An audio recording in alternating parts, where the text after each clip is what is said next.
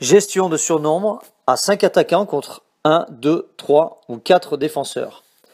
Donc sur un espace qui pourra varier en largeur de 10 à 20 voire 25 mètres sur 30 à 40 mètres de profondeur, on aura 5 attaquants qui viendront attaquer successivement face à 1, 2, 3 puis 4 défenseurs.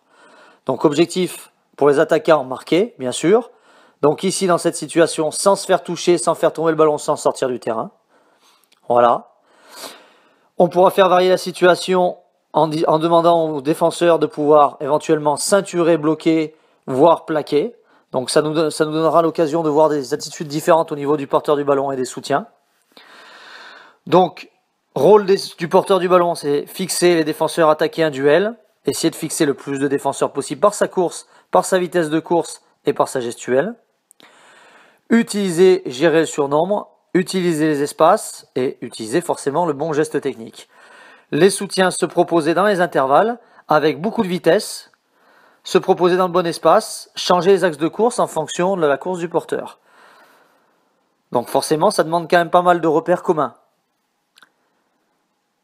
Donc l'objectif, ça sera toujours de travailler la vitesse de course, les déplacements, les replacements des joueurs, et forcément la lecture des surnombres et la gestion des surnombres.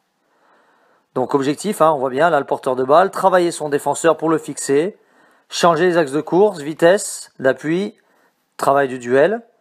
Les soutiens se proposer dans les espaces, dans les différents espaces puisqu'il y en a, avec de la vitesse, ramener de la vitesse et forcément un peu de profondeur pour utiliser le surnombre et enchaîner plusieurs surnombres successifs.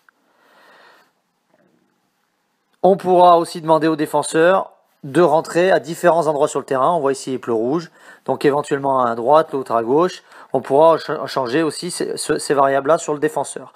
Donc comme on le disait, aussi ceinturer, plaquer, bloquer, etc. Donc vous pouvez faire évoluer cette situation en fonction de ce que vous avez envie de travailler.